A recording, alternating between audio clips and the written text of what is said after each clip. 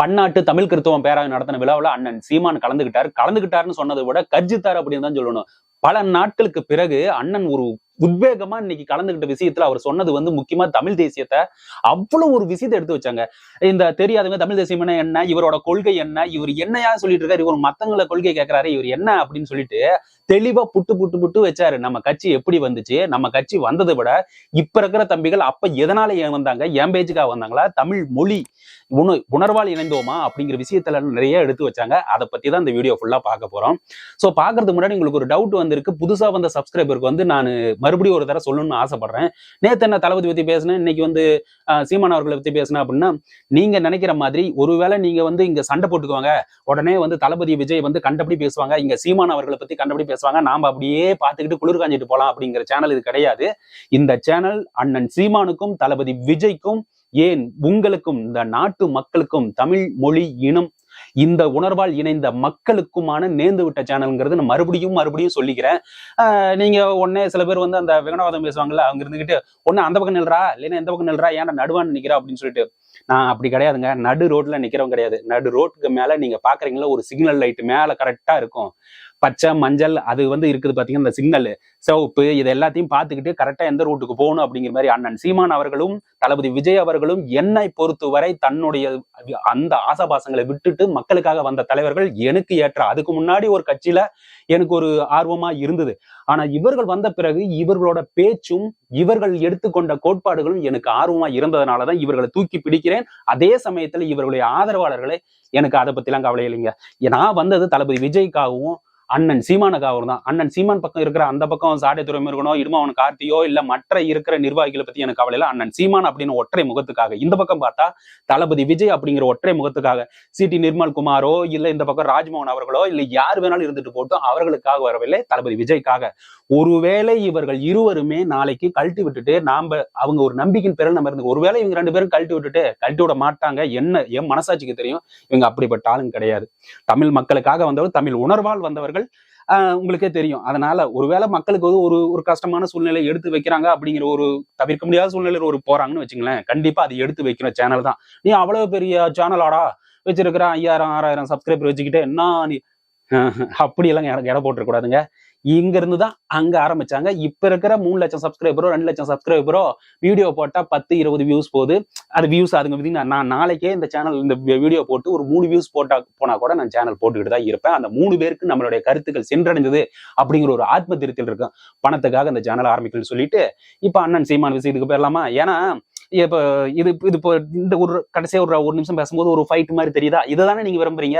ஏன்னா அண்ணன் சீமான் அவர்கள் தமிழ் தேசியத்தின் எடுத்து யாராச்சும் வந்து பார்த்திருப்பீங்க. எல்லாத்தையும் அப்படி ஒட்டுமொத்தமா சொல்லிட முடியாது. தமிழ் உணர்வு இருக்கிறவங்க கண்டிப்பா அது பார்த்திருப்பீங்க, உணர்ந்திருப்பீங்க. நான் மறுபடியும் அவர் சொன்னதை தெல்ல தெளிவா என் மனசுக்கு பட்டுச்சுங்க. அவர் சொன்னாரு பாருங்க, எடுத்த உடனேமே ஈழத்தமிழர்கள் கொத்து கொத்தா இருந்த போது அங்க யாருமே வந்து அனாதையற்று நின்றார்களே நம்ம ஈழத்தமிழர்கள், அந்த இடத்துல புத்துயிர் பெற்றது பீனிக்ஸ் பறவை போல நான் வந்து வந்தவன் தான் இந்த சீமான். அதே சமயத்துல தோற்று வந்தவன் தான் நாம் தமிழர் கட்சி, அந்த ஒருங்கிணைப்பாளர் அப்படிங்கிற பொசிஷன். அங்கிருந்து ஆரம்பிக்கிறது. எதுக்காக நான் ஆரம்பிச்சேன், அங்க அனாதையா அத்தனை பிணங்களால் கொன்று புதைச்சு வச்சுட்டாங்க. உண்மையிலும் சொல்ற புதைப்பு அப்படிங்கிறது ஒரு பேச்சு பொருளா இல்ல, அங்க இருந்தது வந்து உண்மையிலுமே அந்த பிணங்களை, அனாதை பிணங்களை, அதாவது நம்ம தமிழ் உணர்வுகளை அங்க வந்து புதைச்சாங்கப்பா. அங்க ஊன்றின விதைகள் இன்று புதைத்து அப்படியே முளைச்சு வந்திருக்குதுன்னா அது என்னோட இனம், என் பின்னாடி இருக்கிற தம்பிகள். எதனால்? தமிழ் அப்படிங்கிற ஒரே ஒரு மூணு. அதான் சொன்னார்ல நம்ம புரட்சி கவிஞர் பாரதிதாசன் சொன்னார்ல, என்ன சொன்னாரு? இங்கு பிறப்பினும் அயலானே எங்கு பிறப்பினும் தமிழனே. எங்க நீ வேணாலும் பிறந்துட்டு போ.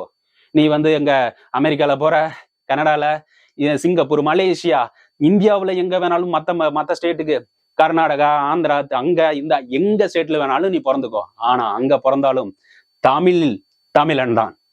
இங்கு நீ ஆந்திராக்காரன் எங்க பிறந்தாலும் நீ ஆந்திராக்காரன் தான். தமிழானா எப்பயுமே மாற மாட்டேன். அதனாலதான் நான் எப்பவுமே இந்த தமிழ் உணர்வு கொண்ட ஒருவரை மட்டும்தான் முதலமைச்சர் ஆக்கணும் அப்படின்னு சொல்லிட்டு நான் இதுவரைக்கும் போராடிட்டு இருக்கேன் அப்படின்னு அண்ணன் வந்து எடுத்து வச்சாரு. இந்த தமிழ் தேசியம் வந்து யாரால் தோற்றுவிக்கப்பட்டதோ இந்த திராவிட கூட்டத்தை முற்றிலுமாக தமிழ்நாட்டு விட்டு அழிக்கணும் அப்படிங்கிற ஒரே நோக்கத்துக்காக மட்டும்தான். ஏன்னா நீங்க பாக்குறீங்க, நேற்று பாலம் திறந்து வச்சாங்க, அந்த பாலத்துக்கு பேரு ஜிடி நாயுடு அப்படிங்கிற அந்த கதையை வந்து பெருசா வந்து தனி வீடியோ போடுறேன். ஆனா அதனோட விஷயத்த ஹிஸ்டரியா எடுத்து பேசினா ஓ, நீங்க திராவிடர்னு மறுபடியும் மறுபடியும் ப்ரூவ் பண்ணிட்டே வந்தீங்களே ஐயா அப்படிங்கிற மாதிரி அண்ணன் சீமான் வந்து எடுத்துரைத்தாருங்கிறது மறந்துடக்கூடாது. ஏன் அப்படி சொல்றேன்னா, அங்க இருக்கிற விஷயங்கள்ல பார்த்து உள்ளுக்குள்ள நோண்டி பார்த்தனா, ஓ, திராவிட கட்சிகள் தமிழையும் தமிழ் மக்களையும் மறந்துட்டு மற்ற மாநிலத்தில் இருக்கிற பேர்களை கொண்டு வந்து இங்க வைக்கிறதுக்கான காரணம் என்ன? திராவிடம் அப்படிங்கிற ஒற்றை வார்த்தை. அந்த ஒற்றை வார்த்தையை அடிச்சு எரியணும் அப்படிங்கிற ஒரே காரணத்துக்காக தான் நாம் தமிழ் தேசியத்தை ஆதரிக்கணும் அப்படிங்கிறதா அண்ணன் சீமான் அவருக்கு சொல்ற. உடனே வந்து எடுத்து வச்சிட்டீங்க, நான் வந்து பிஜேபி கூட போறேன்னு. பிஜேபி கூட போற ஆளா நானு? 15 வருஷமா போராடிக்கிட்டு இருக்கேன் தமிழ் மக்களுக்காகவும், தமிழ் தேசியத்தை காக்கிறதுக்காகவும், தமிழ் உணர்வுக்காக போராடிக்கிட்டு இருக்கிறேன். எவனாவது இது புரிஞ்சுக்கிட்டீங்களா?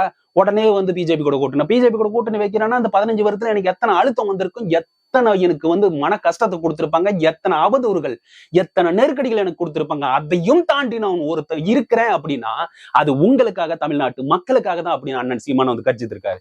இதை யாராச்சும் நீங்க புரிஞ்சுக்கிட்டீங்களா? இதை யாராவது புரிஞ்சுக்க முடியுதா? இந்த விஷயத்தெல்லாம் விட்டுட்டு நீங்க உடனே போயிட்டு அங்க அதை சொல்லிட்டாங்க, இங்க இதை நொட்டிட்டாங்க அப்படின்னா அண்ணன் சீமான் உதிரும் வார்த்தைகள் அனைத்துமே தமிழ்நாட்டு மக்களுக்கும் தமிழ் மக்களுக்கும் தான் இருக்கிறது. உண்மையா புரிஞ்சுக்கணும். அதாவது இந்த இடையில வந்து என்னை பத்தி ஒரு இதெல்லாம் வந்து வீடியோ அங்கங்க போட்டுட்டு இருக்கிறீங்க. என்னை பத்தி சொல்றதுக்கான ரீசன் என்னன்னா, ஏன்னா அந்த பக்கம் இந்த பக்கம் நிக்காத. நான் மறுபடியும் சொல்றேன், அண்ணன் சீமான் வேறு, தளபதி விஜய் வேறு, கோட்பாடுகள் வெவ்வேறு. அவர்கள் இணைந்து பணியாற்ற நினைத்தார்கள். ஆனால் சூழ்நிலையும் அருகில் இருப்பவரும் பிரிச்சு வச்சுட்டாங்கிறதா நான் சொல்லுவேன். அதுக்காக இவர் கூட சேர்ந்துக்கிட்டு அண்ணன் சீமான் கூட சேர்ந்துக்கிட்டு வந்து தளபதி விஜய் பேசுறதோ, தளபதி விஜய் கூட சேர்ந்துக்கிட்டு அண்ணன் சீமானை அடிக்கிறதோ எனக்கு நோக்கம் கிடையாது.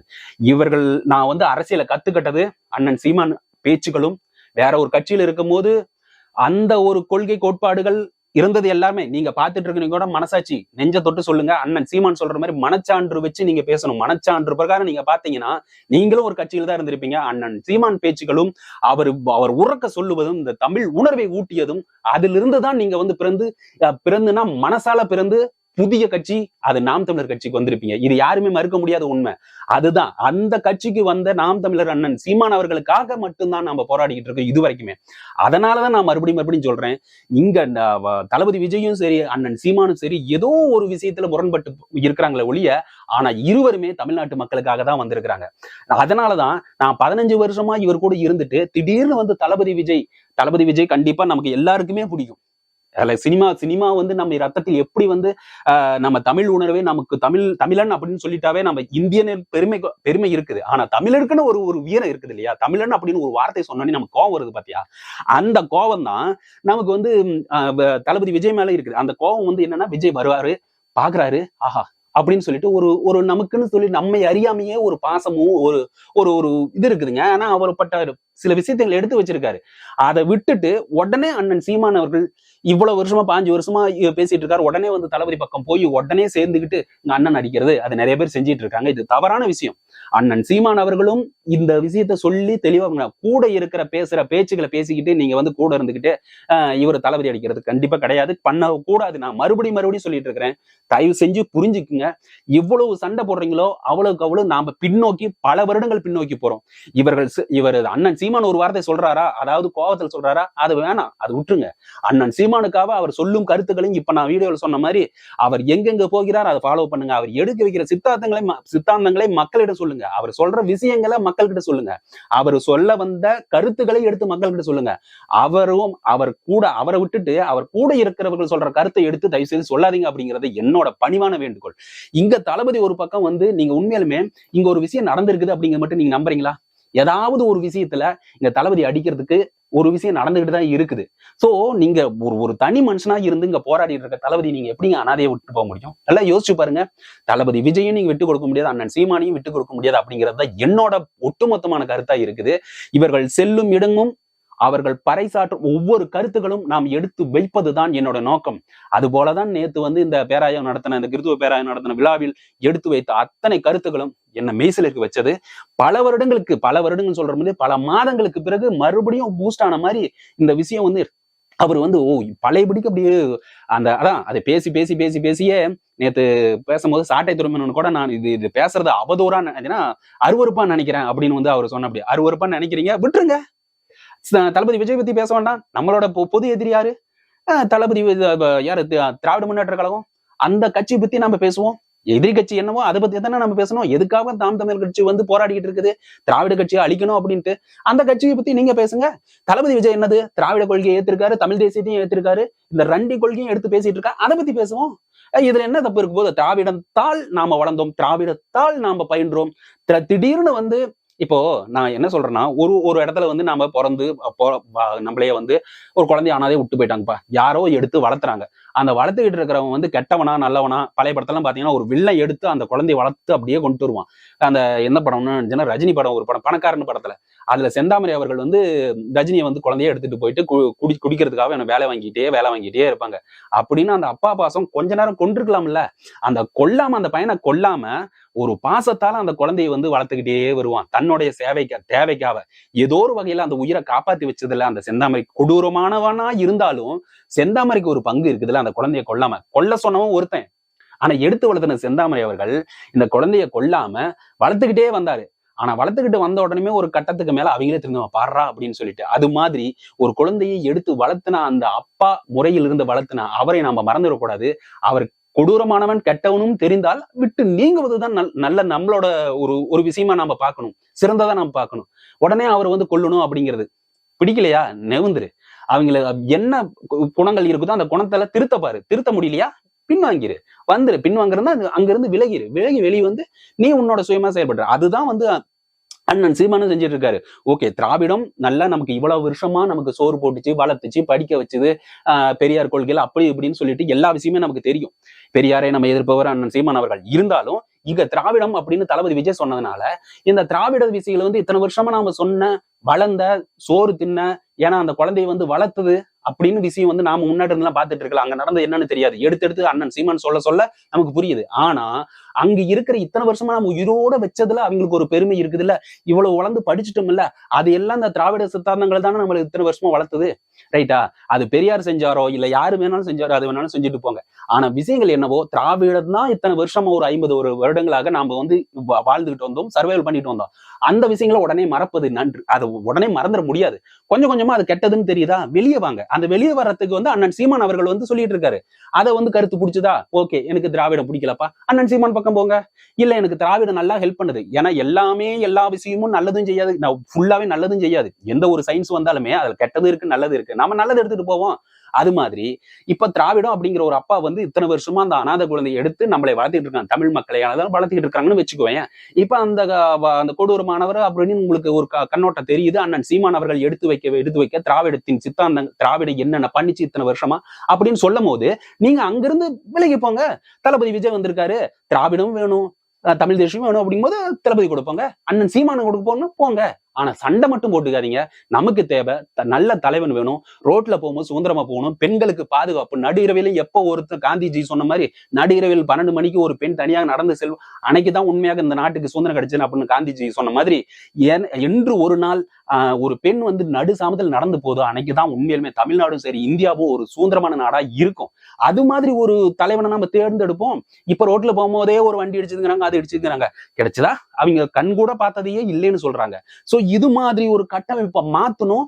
நல்ல சுதந்திரமா மக்கள் இருக்கணும், நல்ல ஒரு சம்பாதிக்கணும், வேலை வாய்ப்புகளை உருவாக்கணும், கனிம வளங்களை கொள்ளையடிக்கிறதுல இருந்து தடுக்கணும், மணல் கொள்ளையை தடுக்கணும். இத்தனை விஷயங்கள் ஒவ்வொன்றும் இருக்குது. ஜாதி கலவரம், மத கலவரம், இந்த இந்தியாவின் எக்கனாமிக் அந்த அதை எல்லாத்தையும் நமக்கு கொண்டு வந்து ஹையா நம்மளோட வல்லரசா இந்தியா மாத்துறதுக்கு தமிழ்நாடு ஒரு பெருமங்கா இருக்கணும் அப்படிங்கிற இது மாதிரி விஷயத்தெல்லாம் நம்ம தமிழ்ல எடுத்து நாம கண்ணோட்டத்தோட பாக்குறதுக்கு சண்டை மட்டும் தீர்வாகாது. எந்த தலைவர் உங்களுக்கு பிடிக்குதோ அந்த தலைவரை நோக்கி போங்க. அவங்க எடுக்க வைக்கிற சித்தம் உங்களுக்கு பிடிச்சிருக்கா, ஓகே, நீங்க அவங்க கிட்ட போய் கொள்கை என்ன, கோட்பாடு என்ன அப்படின்னு கேட்டு நீங்க என்ன பெரிய அறிஞராவீங்களா? இல்ல கேக்குறேன், நீங்க அவங்க கொள்கையும் கோட்பாடையும் தெரிஞ்சுட்டு நீ என்ன அறிஞராவீங்களா? இல்ல இவங்க விஜயோட இந்த பக்கம் இருந்து அங்க கேக்குறீங்களே, நிறைய பேர் கேட்டுட்டு இருக்கீங்க, இந்த பக்கம் உங்க கொள்கை என்ன, கோட்பாடு என்ன, ஓகே திராவிடம்னா என்னன்னு சொல்லிட்டு ஒரு டிஸ்கிரிப்ஷன் கொடுக்குறாங்கப்பா. அந்த திராவிட கொள்கையை தெரிஞ்சுக்கிட்டு நீங்க உடனே வந்து நாளைக்கு வந்து ஒரு ஐஏஎஸ் ஆவோ இல்ல யூபிஎஸ் எக்ஸாம் பாஸ் பண்ணி ஐபிஎஸ் ஆவோ அந்த ஐஏஎஸ் ஆவோ ஆயிடுறீங்களா? ஏதாச்சும் நம்மளுடைய உணர்வு, தமிழ் உணர்வே நமக்கு புரிஞ்சுக்கிட்டோம், சேர்த்துக்கிட்டோம். திராவிடம்னா என்னன்னு தெரியும், படிஞ்சுக்கிட்டோம், புரிஞ்சுக்கிட்டோம், சேர்த்துக்கிட்டோம். இப்ப தமிழ் தேசியம்னா என்னன்னு அண்ணன் சொல்லிக்கிட்டு வராரு, தெரிஞ்சுக்கிட்டோம்.